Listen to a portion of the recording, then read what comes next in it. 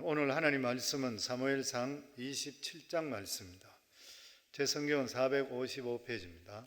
12절까지지만 5절까지만 읽겠습니다. 같이 읽습니다. 다윗이 그 마음에 생각하기를 내가 후일에는 사울의 손에 붙잡히리니 블레셋 사람들의 땅으로 피하여 들어가는 것이 좋으리라. 사울이 이스라엘 온 영토 내에서 다시 나를 찾다가 단념하리니 내가 그의 손에서 벗어나리라 하고 다윗이 일어나 함께 있는 사람 600명과 더불어 가드 왕 마옥의 아들 아기스에게로 건너가니라. 다윗과 그의 사람들이 저마다 가족을 거느리고 가드에서 아기스와 동거하였는데 다윗이 그의 두 아내 이스라엘 여자 아히노암과 나발의 아내였던 갈멜 여자 아비가일과 함께 있었더라. 다윗이 가드에 도망한 것을 어떤 사람이 사울에게 전하매 사울이 다시는 그를 수색하지 아니하니라. 아멘. 우리가 이 세상에 예수 믿고 구원받고 나면 누구나 다가 신앙적으로 살기를 다 원합니다. 근데 실제적으로 신앙으로 살면 도저히 살아갈 수 없는 그러한 모순을 경험할 때가 있습니다. 예전에 캄보디아에 고아원을 세울 때에 백신종 지금 목사님이죠. 백신종 선교사님이 있을 때 그때 이제 우리 성도님 잘 알고 계시듯이 교회가 생긴 지 얼마 되지 않았을 때였었는데 교회에 남았는 돈 10%만 제외하고 남은 게 10만 불 남았을 때 그때였었죠. 그래서 그것을 이제 캄보디아로 보내게 되어서 고아원을 짓도록 그래 했을 때에 이 허가를 내주지 않는 거예요. 시에서.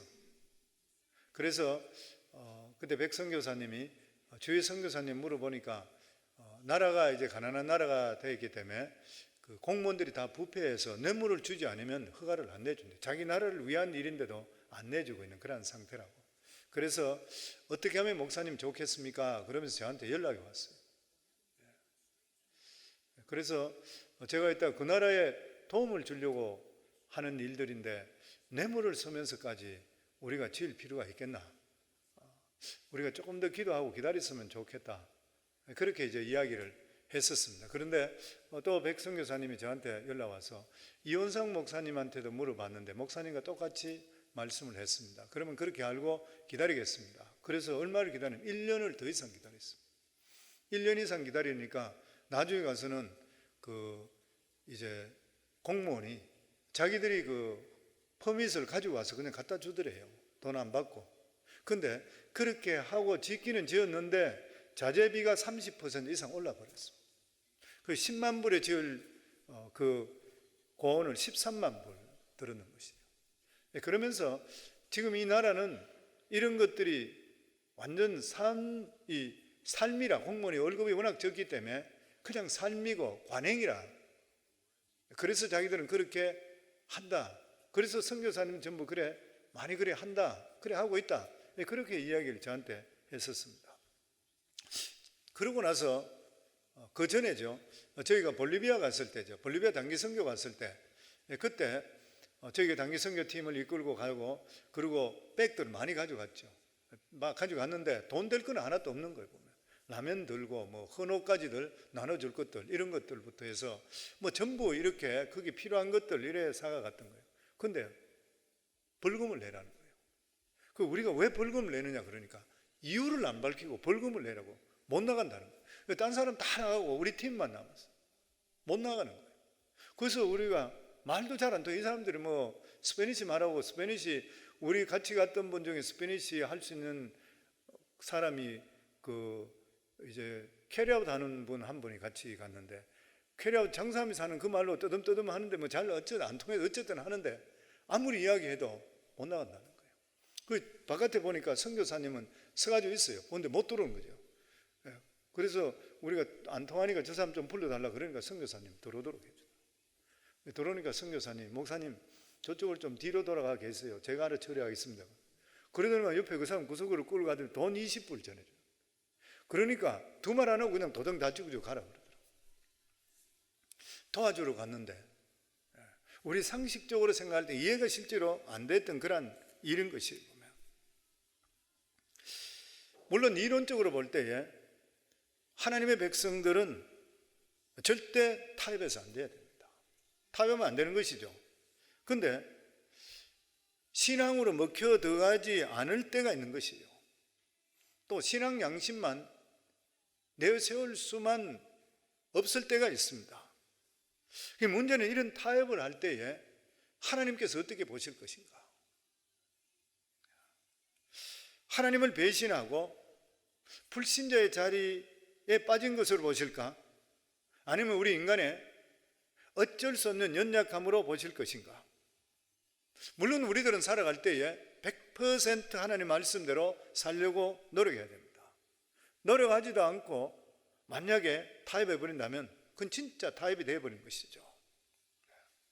그런데 오늘 성경 말씀들을 이래 보면서 우리가 느낄 수 있는 게 뭐냐면은 실제적으로 타협을 했는데도 불구하고 인간적인 방법을 썼는데도 불구하고 책망하기보다는 우리의 연약함을 아시고 불쌍히 여겨주셨다는 거예요.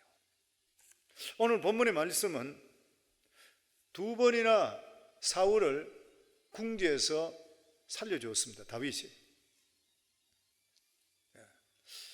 우리가 잘 알고 있던 24장에 보면은 다윗과 그 부하들이 굴 속에 있는데 사울이 돌아서 용변을 보다가 옷을 깃털만 이제 찢어놓고 내가 너를 살려줬다 표시를 보여줬던 것이죠. 그게 하나가 있고, 그리고 나서 이 시입 사람들의 그 어떤 밀고죠.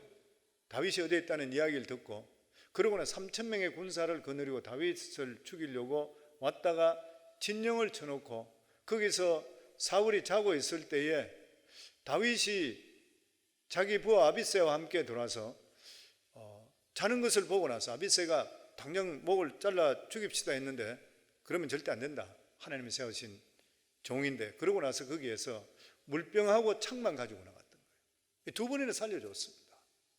그러니까 실제적으로 3,000명이 지키고 있는 그 진영에 2명이 들어가서 사울 가까이 가서 그렇게 훔쳐올 수 있다는 것은 하나님의 도움 없이는 할 수 없는 일이잖아요. 이건 기적적인 그러한 일인 것입니다. 그러니까 또 하필이면 어떻게 해서 사울이 다윗과 그 군사들이 있는 그 굴에 들어와서 용변을 보고 그렇게 했는 것이에요. 이 하나님께서 다윗을 통해 살려줄 수 있도록 그렇게 길을 만들어 주는 거예요. 그렇다면 다윗이 생각할 때에 앞으로의 살아가는 모든 삶에도 하나님께서 2번을 도와주셨다면 더 도와주신다고 생각하고 믿음으로 살아야 되는데도 불구하고 다윗은 그래 하지 못했어요. 그래 하지 않았던 것이에요. 사람이 어떤 급한 일이 있을 때는 믿음적으로 갔는데 조금 지나가 보니까 이성적으로 또 돌아와 버렸던 것이에요. 더더욱이나 다윗이 볼 때는 사울은 자기를 죽이려고 눈에 불을 켜고 있는 거예요. 사람이 하나에 어떤 데 꼽혀버리면 중독 증세가 일어나는 거예요. 딴 사람 옆에 누가 이야기하더라도 듣지를 않게 되는 것이에요. 다윗이 사울이 그런 정세입니다. 그래서 도박하는 사람이 그렇다 그러죠. 도박하다가 돈을 잃고 뭐 이렇게 하면서 주위 사람 말리고 해서 나 이제 절대 도박 안 하겠다 그렇게 맹세를 했는데 얼마 지나지 않으면은 도박에 중독된 사람은 모든 게 준비가 다 되고 반드시 이번엔 딸 거라 생각한대요. 그러니까 도박하러 간대요. 그리고 실제로 가서는 다 털어버리고 망해버린대요. 완전 거지가 돼버린대요. 이게 중독되는 사람들의 정세인 것이에요. 사울이 그랬습니다. 완전 다윗에 대해서 그냥 꼽혀 있는 거예요. 저걸 죽이지 않으면 안 된다.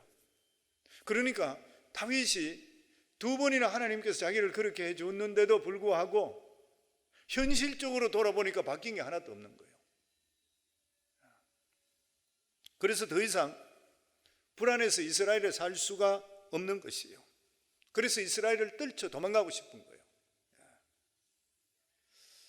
하나님께서는 다윗에게 선지자를 통해서 블레셋으로 절대 가지 마라 그랬습니다. 너는 고난을 당하던 어려운 일이 있더라도 이스라엘 땅에 있으라 이렇게 말씀했습니다. 더더욱이나 다윗은 블레셋에 들어갔다가 죽을 뻔했잖아요. 미친 척 하면서 침을 흘리면서 자기를 알아보는 바람에 도망쳐 나왔던데요. 그런데 그곳에 다시 아기스 신하로 가서 몸을 의탁하게 됩니다. 그리고 그곳에서 다윗은 살아남기 위해서 이스라엘을 친다고 거짓말하고, 왜냐하면 블레셋은 이스라엘 원수니까 이스라엘을 쳐라 그러니까 친다고 거짓말하면 나가서 아멜렉 족속을 쳐서 죽여서 그 전리품을 가지고 들어와서 이게 이스라엘 거라 그렇게 이야기했어요. 결과적으로 어떤 것이에요? 믿음의 사람이라 하는데도 불구하고 양심을 팔아먹어요. 그런데 이렇게 양심을 팔은 것 같은 이 다윗인데도 불구하고 하나님께서는 다윗을 버리질 않았다는 거예요. 오히려 불쌍하게 생각했습니다. 이것을 보면서 우리가 위로받는 거예요. 우리가 위로받습니다. 그리고 또한 하나님, 이거 성경이 얼마나 하나님의 말씀이라는 것을 우리가 깨닫게 되는 것이에요. 성경은 위인전을 소개하는 게 절대 아니잖아요. 위인전은 좋은 것만 이야기해요. 어떤 회고록 썼다 이렇게 나오면 보면 전부 그 사람이 어떻게 위대했던가 이것밖에 없어요. 잘못된 거 이야기 안 나와요. 그런데 성경은 절대 그게 아니거든요. 위인전 소개하는 것이 아니고 하나님의 연약, 우리 인간의 연약함, 하나님의 위대함, 여기에 초점을 맞추는 것이에요. 그래서 성경은 우리들에게 이렇게 살아야 된다, 모범 답안을 제시하는 게 아닙니다. 왜냐하면 위대한 신앙인들이 보면 다윗 같은 사람도 사람을 죽이고 간음까지 하고 나쁜 짓 얼마나 했어요. 이건 요즘으로도 이 사람은 사형감이요. 그렇잖아요. 그러니까 그런 사람이 어떻게 하나님 마음에 합할 수가 있는 것인가. 그러니까 우리의 관점과 하나님 관점이 틀리는 거예요. 우리의 연약함을 하나님께서 여기 말씀하고 있습니다. 성경에는 반드시 이렇게 살아야 된다는 모범 답안을 제시하면서 모범생만 이야기하는 것이 결코 아니라는 것이에요. 하나님께서는 말씀했는데도 불구하고 현실과 타협한 믿음의 사람들에 대해서 기록해 놓고 있습니다. 그러면서 그들을 버리지 않으시고 오히려 이해하시고 불쌍히 여겼습니다. 왜 그런 것이요? 하나님의 속성이신, 하나님의 성품이신, 하나님은 자비와 긍휼의 하나님이시기 때문인 것이에요. 성도님 생각해 보세요. 오늘 여기 와서 예배 드리는 분들, 오늘 모두 예배 드리는 분들 자신을 한번 돌아보세요. 만약 하나님께서 징계하시고 심판하시는 하나님이시면 한 것 같으면 우리가 이 자리에 있을 수 있을까요? 저 자신부터 있을 수 없습니다. 우리가 믿음 안에 100% 살고 있는가요? 우리가 예수 믿고 구원받고 나서 우리가 실제로 살아가는 삶이 하나님의 항상 기쁨이 되는가요? 항상 실패할 때가 너무 많잖아요. 그럴 때마다 우리들은 주의 성령이 우리 속에 계시기 때문에 깨우쳐 주시니까 우리가 회개하고 자복하고 하나님께 나가는, 이걸 하나님 기뻐하시는 거예요. 하나님 다 알고 계시는 것이에요. 그러니까 하나님께서는 우리를 너무나 사랑하시기 때문에 그의 아들 예수 그리스도까지 보내주셨기 때문에 예수 그리스도를 믿음을 통해서 우리의 죄과가 전가되고 나서부터 하나님께서는 우리의 살아가는 모든 삶은 자비와 긍휼과 풍성을 주시는 하나님이시거든요.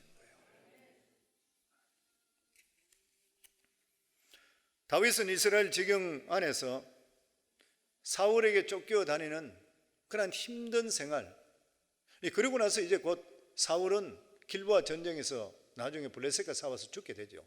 그 아들들과 다 죽게 됩니다. 그리고 다윗은 이제 유다 왕으로, 유대에만 왕으로 등극하게 돼요. 그게 이제 마지막 지금 고통스러워요. 10년 동안입니다. 10년 가까이를 도망치고 몇 번 목숨을 죽을 뻔했다 살아나고 이런 경우들이 계속적으로. 다윗은 인간적으로 생각할 때는 왕에게 잘못 보여서 왕이 죽이려고 하는데 혼자서 살아남는 게 기적적이냐. 이거는 하나님의 도움 없이는 절대 살 수가 없는 것이에요. 다윗은 하나님께 도와주셔서 피할 길을 주셨을 뿐만 아니라 오히려 사울을 이길 수 있도록 만들어 주셨는 것이에요. 다윗의 이 체험은 이 중요한 자기의 확신을 주었습니다. 사울이 아무리 이잡듯이 자기를 죽여간다 하더라도 하나님께서 보호해 주시면 살 수 있다. 이러한 하나님의 보호하심을 경험했다고 하면은 어떤 시련이나 어려움이 온다 하더라도 자기는 이겨낼 수 있다는 것을 실제적으로 의미하는 것이잖아요. 그런데 문제는 뭐냐면은 궁지에 몰렸을 때는 하나님만 의지했어요. 그런데 숨쉴만하게 되니까 인간적으로 보게 되어버렸습니다. 믿음이 없어져 버렸습니다. 1절 말씀입니다. 다윗이 그 마음에 생각하기를 내가 후일에는 사울의 손에 붙잡히리니 블레셋 사람들의 땅으로 피하여 들어가는 것이 좋으리라. 사울이 이스라엘 온 영토 내에서 다시 나를 찾다가 단념하리니 내가 그의 손에서 벗어나리라 하고. 우리가 이해 잘 안 되는 게 뭐냐면은 사울에게 그렇게 쫓기면서 어려움을 당할 때는 잘 견뎌냈는데 2번이나 사울을 죽일 수 있는 찬스에서 용서해주고 하나님의 도움 속에 이렇게 됐다고 했는데 이제 믿음이 더 없어졌는 것 같아요. 누구든지 간에 이 정신적인 여유가 생기게 되면 인간적인 생각이 파고듭니다. 사람들에게. 저희 교회에서 항상 말씀 전하는 게 뭐냐면은 항상 예배 중심, 말씀 중심, 기도 중심, 그리고 모이기를 힘쓰라 계속 그렇게 이야기하잖아요. 왜 그런 것이에요? 우리가 신앙생활 하면서 생각할 것이 많아지면 헛생각을 할 때가 많습니다. 다윗은 쫓겨다닐 때는 전혀 틈이 없었어요. 내가 어떻게 하면 살아날 수 있을까? 딱 그거 하나밖에 없었습니다. 그러니까 하나님께 붙들려 있어야 되는데 그것밖에 없었던 것이에요. 자기는 하나님 도움 없이는 살 수 없다고 하는 것이에요. 그런데 다윗이 사울을 2번이나 물리치고 나서 정신적인 여유가 생기게 될 때 인간적인 생각에 빠지게 된, 이성적으로 생각하게 되었는 것이에요. 결국 하나님 말씀에 순종 못하고 어떻게 하면 내가 편하게 살 수 있을까? 편하게 살 수 있을까? 여기서 우리는 2가지 생각할 수 있습니다. 첫째가 뭐냐면은 우리가 생각을 많이 한다고 해서 꼭 유익한 것은 아니라는 거예요. 다윗은 위기를 넘기고 생각할 여유가 많아졌을 때에 복잡하게 생각하다 인간적인 생각을 하게 되었는 것이고, 그것이 뭐냐면 하나님 말씀에 불순종한 쪽으로 가버렸습니다. 그 다윗의 결론이 뭐냐면은 나는 여기 계속 있다가 결국 사울에게 망할 것이다. 하나님께서 근 10년 가까이, 그러니까 아기스한테 얼마 있었냐면 성경에 보면 1년 4개월 있었거든요. 그 다윗이 도망 다녔던 것이 근한 10년이니까 8년 반 정도를 하나님이 살려줬어요. 보호하십니다. 아기스에 가 있던 것이 1년 4개월 정도 못 기다렸던 것이에요. 나는 여기서 있다 죽겠구나. 그런데 실제적으로 이게 우리 하나님의 백성들이 살아가는 삶 속에 당하는 그러한 어려움입니다. 다급해지면은 하나님께 그냥 매달리게 돼요. 그런데 여유가 생기게 되면은 생각이 자꾸 파고들면서 믿음에서 침체되어 버리는 경우들이 많이 있는 것이에요, 보면. 그러면 성경에 나오는 딴 사람은 안 그랬는가요? 딴 사람도 그랬어요. 엘리야 같은 사람은 어땠습니까? 믿음이 얼마나 충만했어요. 기도하게 되니까 3년 반 동안 오지 않던 비가 왔던 사람이에요. 기도하게 되니까 하늘로부터 불이 내려왔던 그런 사람이에요. 그 바알 선지자 450명 다 죽였던 사람이에요. 그렇게까지 능력이 있던 사람이에요. 나중에 이세벨이 자기의 선지자를 죽이는 이 엘리야를 절대 그냥 두고 죽이겠다는 그 소리 듣고 나서 낙심해서 도망쳐서 로뎀나무 밑에서 하나님께 나 좀 죽여달라고 그랬잖아요. 그 좋던 믿음이 어디 가버렸어요. 지금까지 하나님께서 불을 내리셨으면 앞으로 이세벨 아니라 누구라도 자기한테 그런 말해도 충분히 하나님께 보호해 주신다는 믿음이 있어야 되잖아요. 그런데 그 일을 끝나고 나서 그 소리 듣는 순간에 인간적으로 자기 자신을 돌아보는 거예요. 저희들 삶도 똑같습니다. 우리들 살아갈 때에 믿음으로 살게 되면 모든 것을 다 할 수 있어요. 믿음 안에 뭐 능치 못함이 없습니다. 그런데 그 믿음이 내 속에 한순간에 없어지면서 내 자신을 돌아보게 되면 좌절하는 거예요. 그런데 어떻게 우리가 말씀 안에 믿음 안에 안 살 수가 있는 것이에요. 하나님만 바라보면 놀라운 믿음이 생겨요. 그런데 우리 자신을 바라보면 비참해지는 거예요. 우리 볼 거 뭐가 있어요? 무슨 능력이 있습니까? 예수 믿는 사람들이.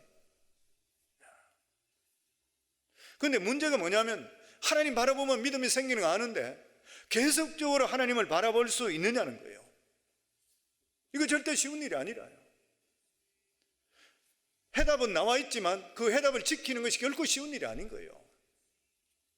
그래서 우리 신앙생활은 믿음의 굴곡에 높낮이가 있습니다. 제가 우리 성도님 말씀드렸죠. 저는 목회자인데도 불구하고 항상 하나님께 기도할 때 믿음의 굴곡이 없게 해주셔서 기도한다고. 이 우리 삶 속에 너무 필요한 거예요. 믿음의 굴곡이 없는 것. 이러한 우리의 신앙의 굴곡을 줄이기 위해서 할 수 있는 방법이 뭐냐면은 하나님 말씀 중심, 예배 중심, 기도 중심밖에 없어요. 딴 방법이 없는 것이요. 그리고 오로지 교회에 모여서 하나님 말씀을 같이 받고 그리고 쉐어하고 같이 나누는 것이요. 그렇게 될 때에 신앙의 굴곡이 없이 우리 신앙이 부흥할 수 있습니다. 그런데 문제가 뭐냐면은 말세가 되면 안 모인다는 거예요. 히브리 기자가 히브리서 10장 25절에 보면 모이기를 패하는 어떤 사람들의 습관과 같이 하지 말고, 말세가 될 때는 모이기를 패하는 어떤 사람들의 습관과 같이 하지 말고 오직 권하여 그날이 가까움을 볼수록 더욱 그래. 말세가 될수록 더욱 그래 하자. 갈수록 안 모여요. 왜 그런 것이? 말세기 때문에 그래요. 이 세상에는 여러 가지 믿음에서 멀어지게 하는 유혹이 우리를 기다리고 있습니다. 아마 이 세상 유혹에서 완전히 완전한 사람은 아무도 없을 것입니다. 근데 신앙이 아무리 좋다 한다 하더라도 혼자 있는 사람은 유혹에 걸려들 가능성이 훨씬 더 많은 것이에요. 그래서 우리들은 항상 나보다 더 강한 것에 매달아야 돼야지 우리가 안전할 수 있어요. 근데 우리가 어디에 매달아야 돼요? 이 세상에. 인간을 어떻게 의지해요? 우리가 매달 수 있는 것은 바로 하나님밖에 없잖아요. 말씀밖에 없는 거예요. 근데 말씀이 있는 공동체에다가 우리 자신들을 매다셔야 돼요. 성도님들, 예배 중심, 믿음 중심, 모임 중심으로 해서 잘못된 사람 봤습니까? 흩어지니까 잘못됐지. 근데 예배 중심, 믿음 중심으로 계속적으로 사는 게 쉬워요, 안 쉬워요? 요즘같이 인터넷도 발달되어 있고 뭐 여러 가지 온갖 거 할 일이 많잖아요.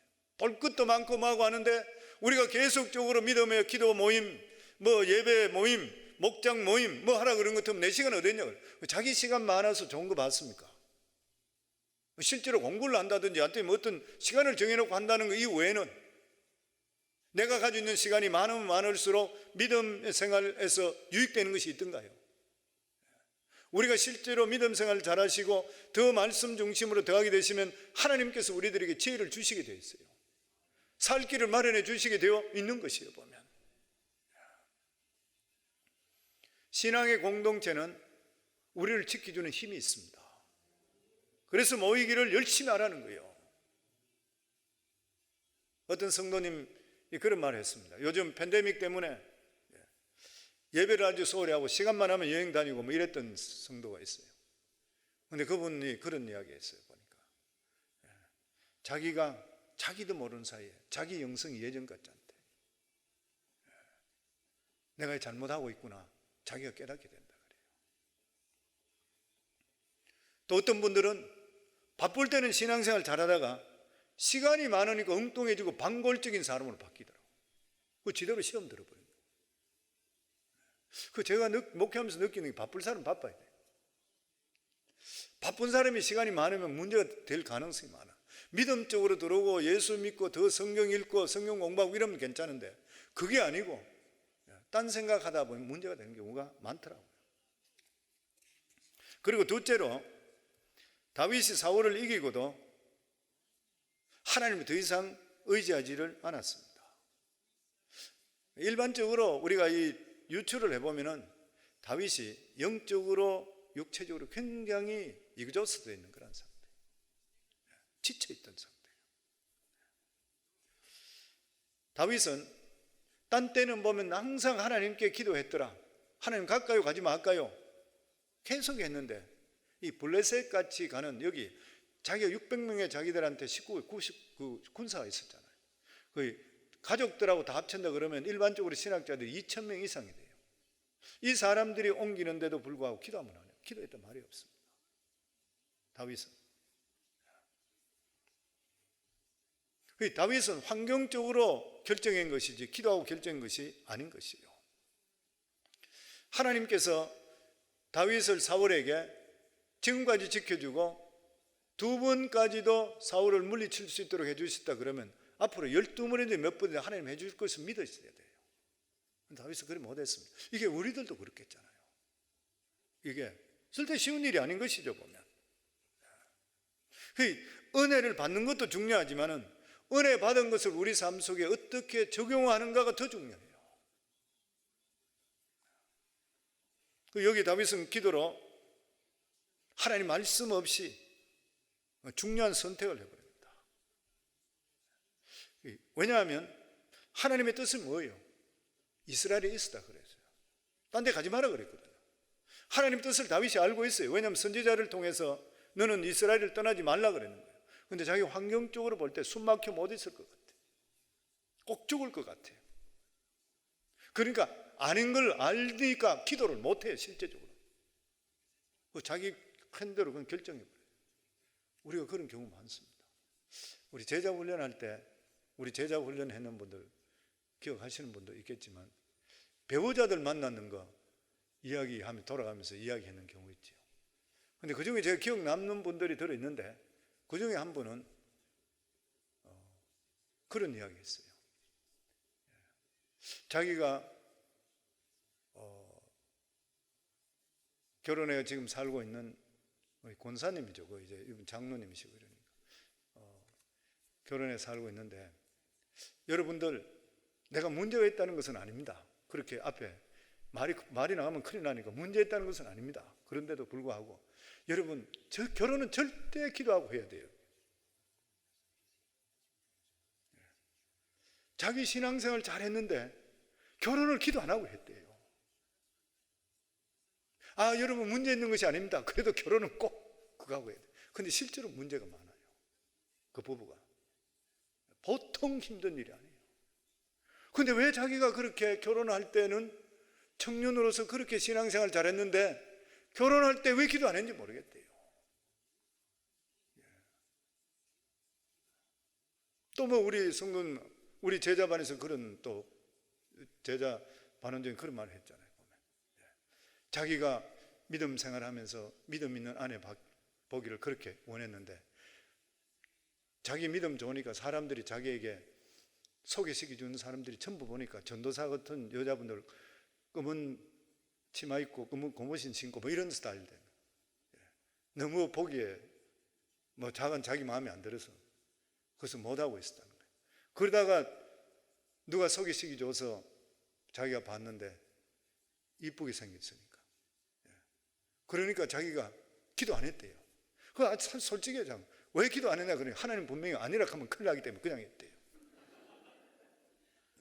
자기는 좋은데 이거 하나님 아니라 그러면 자기 어떻게 하느냐. 그리고 안 물어보고 그냥 해버린다. 저는 이게 100% 이해되는 일입니다. 이 다윗이 지금 그랬던 것이에요. 우리 연약하니 그래요.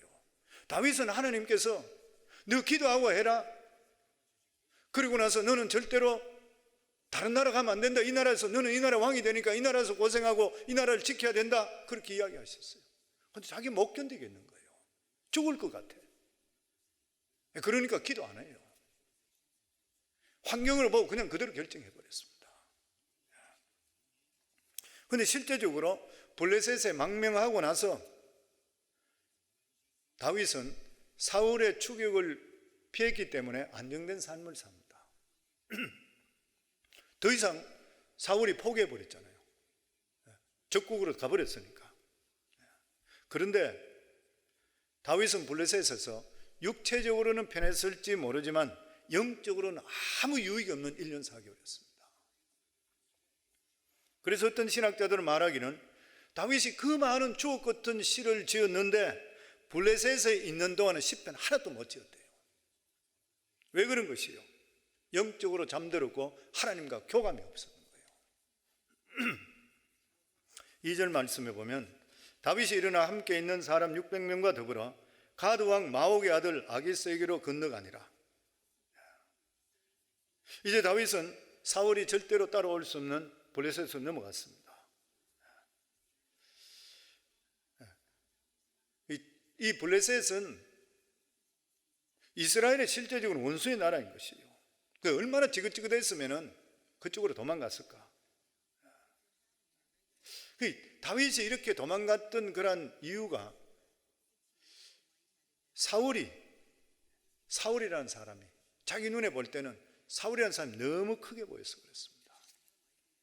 그 우리가 다윗을 이 사무엘상을 보면서 다윗을 보면서 자꾸 우리가 느껴지는 게 뭐냐면 이제 사울이 그렇게까지 강하게 자기한테 보여주니까 자기는 뭐 죽겠다 생각에 도망갔는데 옛날에 다윗은 어땠습니까? 17, 18세밖에 되지 않았던 그 다윗이 6척이 넘는 골리앗을 볼 때도 어떻게 봤습니까? 믿음으로 바라보니까 골리앗이 적게 보였거든요. 그런데 믿음이 떨어지게 되니까 사울왕이 너무 크게 보이는 것이에요. 사울은 어떤 사람이요? 하나님께서 이미 왕에서 패해버렸던 사람이잖아요. 그 사울은 어떤 사람이에요? 이미 등불이 꺼졌는 사람이에요. 이제는 얼마 있으면 죽잖아요. 그거는 다윗은 잘 모르고 있지만 얼마 있으면 죽어요. 그래 꺼져가는 등불인 것이에요. 가만히 두더라도 꺼질 수밖에 없는 것이에요. 그래서 이 다윗은 조금만 더 견뎠더라면 그는 이런 거 없이 하나님의 보호하심 속에 더 위대한 일을 이룰 수가 있었을 것이에요.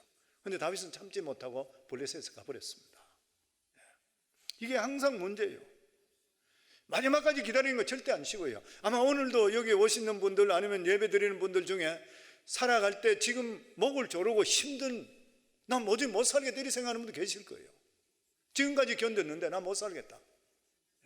근데 항상 하나님께서는 내가 도저히 못 살고 나는 막 지금 숨 넘어갑니다 할 때 보면 이제 곧바로 길이 열린다고 꼭 생각하시면 돼요. 항상 그때입니다. 마라톤이 원래 마라톤 해협에서 아테네까지 거리에 무명용사가 왔던 그 거리가 마라톤 뛰는 거리잖아요. 그게 원래는 38km로 그래요. 정확하게 38km입니다. 재보면.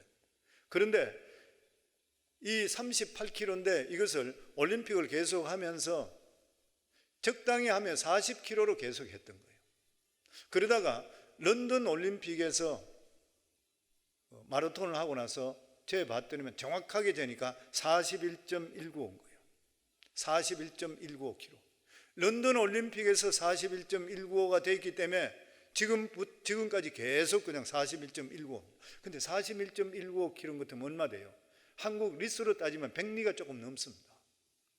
100리가 조금 넘는 것을 2시간 미만대로 뛴다는 거 대단해요. 이거는 뭐 진짜 뛰는 거 그냥 뭐 마라톤 선수들 옆에 뛰는 거 보면 꼭 100m 뛰듯이 뛴다 그래요. 그만큼 빨리 뛴다 그래요.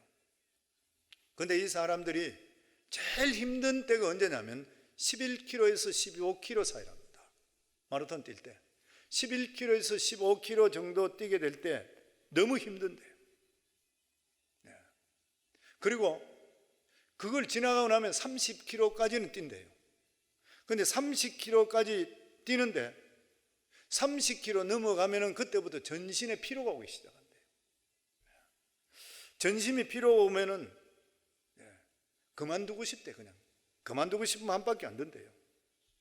그런데 30km 만약에 넘어가서 계속 뛸 때는 너무나 지쳐있기 때문에 뛰면서 계속적으로 내가 다시는 마라톤 선수 하나 봐라. 이거 끝나고 나면 다시 하나 봐라. 이렇게 간대요. 그만큼 힘들대. 내가 왜 이걸 했을까? 이제부터 나는 이거 안 한다. 마라톤 선수 안 한다. 그렇게까지 이야기가 간대요.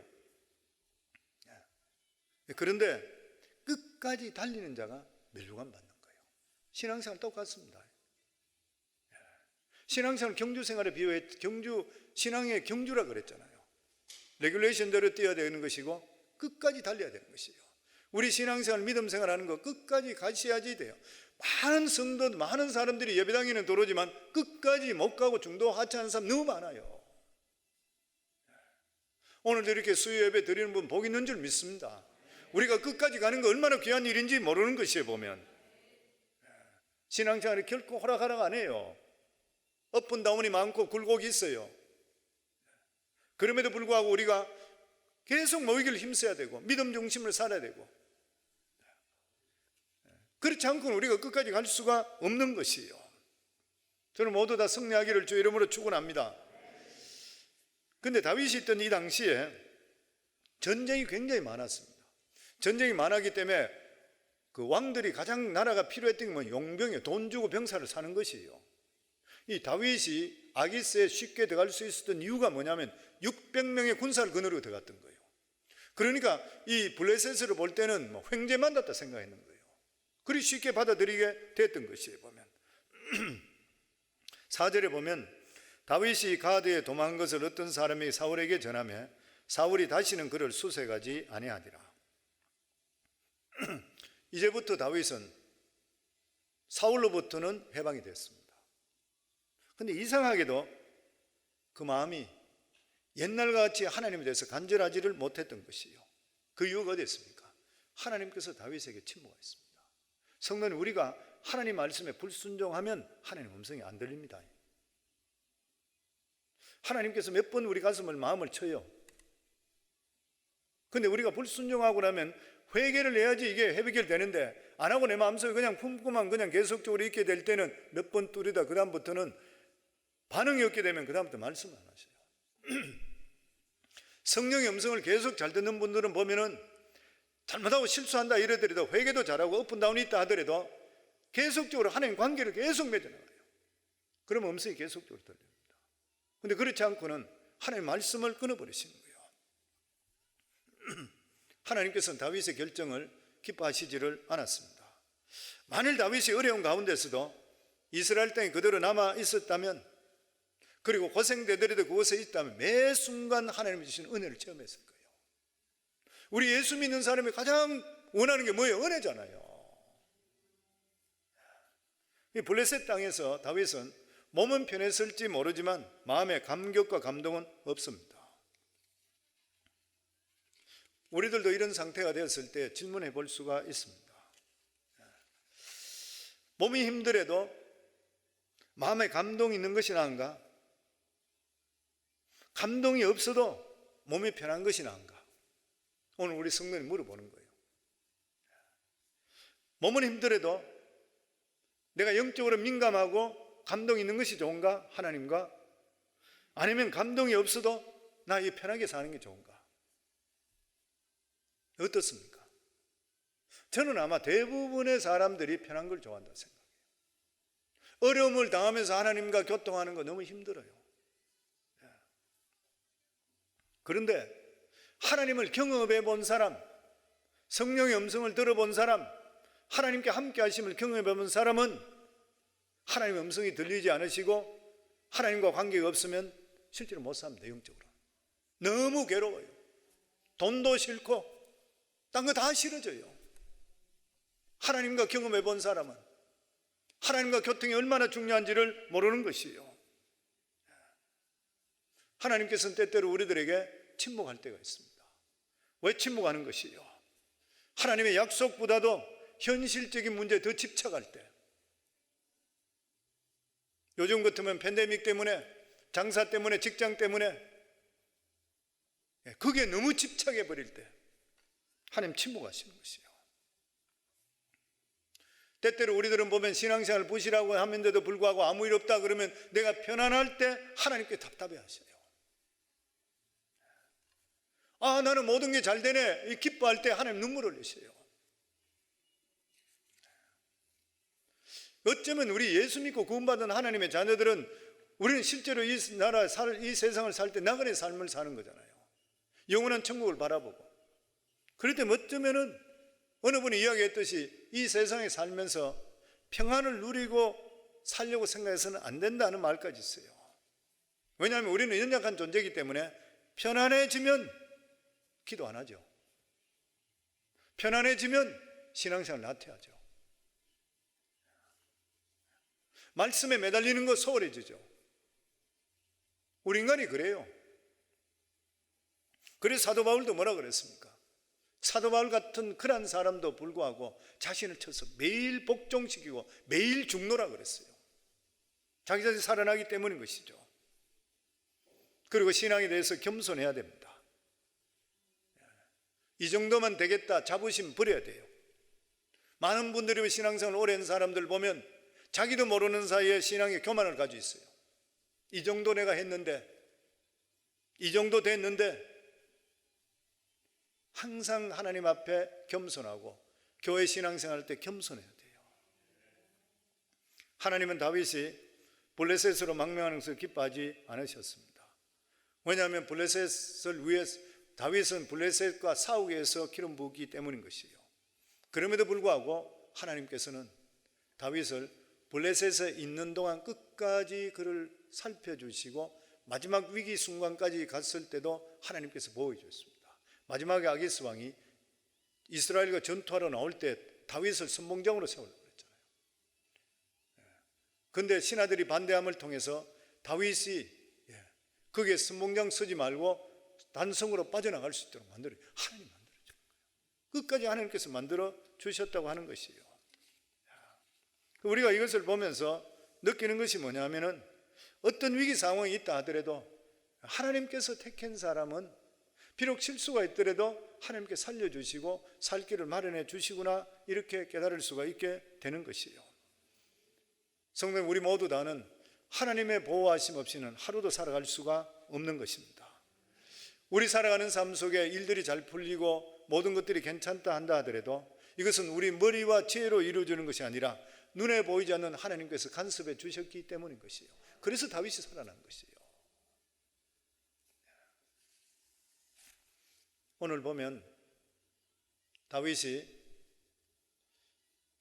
세상적으로 볼 때는 자기가 도저히 살 수 없다고 생각돼서 그래서 하나님 말씀을 어기면서까지 블레셋에 갔지만 하나님께서 다윗의 우리 인간의 연약함을 아시고 그리고 끝까지 지켜주셨습니다. 성도님, 저희들도 마찬가지입니다. 우리들도 살 때 보면 하나님 뜻 가운데 믿음에 타협하지 말아야 되는데도 불구하고 우리도 타협할 때도 있습니다. 아닌 것 같지만 되돌아보면은 말씀대로 살지 못한 게 진짜 많이 있어요. 이런 것들 때문에 너무 자신을 자학하시지 마시고 항상 하나님 앞에 내어놓고 우리 자신들을 회개하고 새롭게 되면 하나님은 사랑의 하나님, 자비의 하나님으로 우리를 받아주시고 우리를 끝까지 보호해 주시고 이끌어 주시는 것이에요. 그리고 우리 자신들을 절대 믿지 마세요. 그리고 내 믿음 크다고 절대 믿지 마세요. 우리 자신들은 언제 어떻게 될지 몰라요.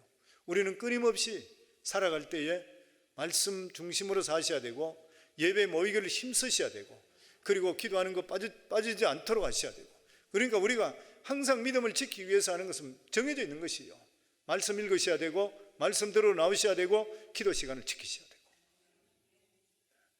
내가 하루에 몇 시간 기도한다, 몇 분 기도한다, 지키셔야 돼요. 타협하지 마셔야 돼요. 성경 내가 읽는다, 타협하면서부터 영성이 죽기 시작해요. 말씀의 자리에 나는 뭐대 어대는 꼭 나온다. 그래서 우리 교회는 중직자들은 적어도 일주일에 3번 교회 나오라 그러잖아요.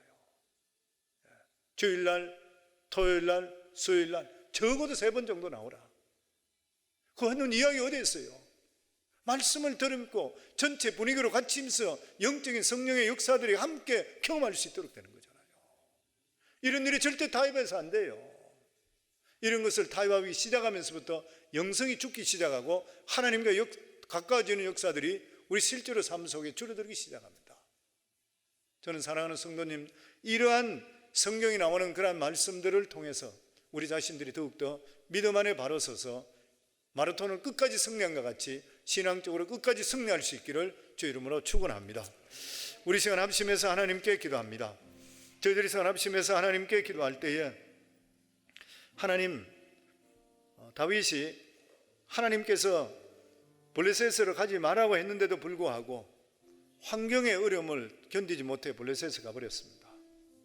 물론 육신적으로 편안했는지 모르지만 그는 영적으로 아무것도 할 수가 없었고 나중에 믿는 사람으로 하지 말아야 될 거짓말까지 하면서까지 살게 되었습니다. 그동안 얼마나 어렵고 비참했을까요? 하나님 아버지, 저희들도 이 세상 살아갈 때 믿음을 지키고 살아야 되는데 그렇게 하지 못할 때 있습니다. 우리들은 아버지 하나님, 이런 것을 생각해서 순간순간 하나님께 회개하고 하나님 관계가 회복되고 하나님과 교통하며 살아갈 수 있는 저희들 될 수 있도록 성령님 도와주시옵소서. 오늘 이 시간 주여 3번 부르며 하나님께 기도합니다. 주여, 주여, 주여. 아버지 하나님 감사합니다. 하나님 아버지 은혜 감사합니다. 오늘도 사랑하는 성도들, 3일 예배로 하나님께 예배드리며 말씀을 받았습니다. 아버지 하나님, 마음에 합한 다윗 같은 사람도 아버지 하나님 이렇게 환경 때문에 좌절하고 도망치고 실수할 수가 있었지만 하나님께서 택한 자 끝까지 지켜주신 거 우리들에게 큰 위로가 되고 너무너무 감사합니다. 하나님 아버지, 우리 자신들의 삶을 다시 한 번 더 돌아보게 해 주시어서 아버지 하나님 더욱더 모이게 힘쓰는 저희 되게 하시고 말씀과 기도에 양보하지 않도록 하시고 늘 그 믿음 지킴을 통해서 끝까지 승리할 수 있는 우리 성광교회 성도들이 다 될 수 있도록 축복하여 주시옵소서. 이제는 우리 주 예수 그리스도의 은혜와 하나님 아버지 크신 사랑과 성령님의 교통하심이 오늘도 아버지께 예배드리는 사랑하는 귀한 성도들 머리 위에 이제부터 영원토록 함께 하기를 간절히 축원하옵나이다. 아멘.